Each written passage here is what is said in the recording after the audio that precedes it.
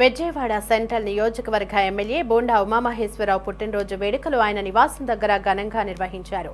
Central నియోజకవర్గాన్ని అన్ని విధాలుగా అభివృద్ధి చేయడమే బోండా ఉమా లక్ష్యమని టీడీపీ నాయకులు బోండా సిద్ధార్థ, బోండా రవితేజ తెలిపారు. ఆయన మరిన్ని ఉన్నత పదవులు అలంకరించాలని నియోజకవర్గ ప్రజలు కోరుకుంటున్నారని వారు వెల్లడించారు. ప్రజలు కానీ ఇక్కడున్న కార్యకర్తలు కానీ అభిమానులు కానీ వాళ్ళ ప్రేమ మాత్రం ఏమాత్రం కూడా తగ్గలేదు. మనం ఈరోజు చూస్తూ ఉన్నాం.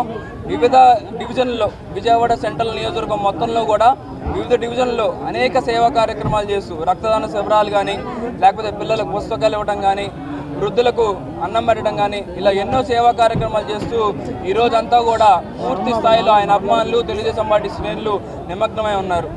ఎందుకనంటే ఒక కమిట్మెంట్ ఉన్న వ్యక్తిగా పార్టీ నాయకుడిని, అదేవిధంగా ఈయన మీద పెట్టుకున్న ఒక నమ్మకాన్ని కాపాడే వ్యక్తిగా ఏదైతే గత 15-20 సంవత్సరాలుగా రాజకీయాల్లో ఉంటూ ఎటువంటి రాజకీయ నేపథ్యం లేనటువంటి కుటుంబంలో నుంచి వచ్చి విజయవాడ లాంటి ఒక బలమైన నగరంలో రాష్ట్ర నాయకుడిగా ఒక బలమైన శక్తిగా ఎదిగినటువంటి బోండా ఉమా గారికి ఇంతటి ప్రేమ అభిమానం లభించింది అంటే అది ఒక విజయవాడ సెంట్రల్ నియోజకవర్గ ప్రజల ఆశీస్సుల వల్లే అని కూడా ఈ సందర్భంగా తెలియజేస్తా ఉన్నా.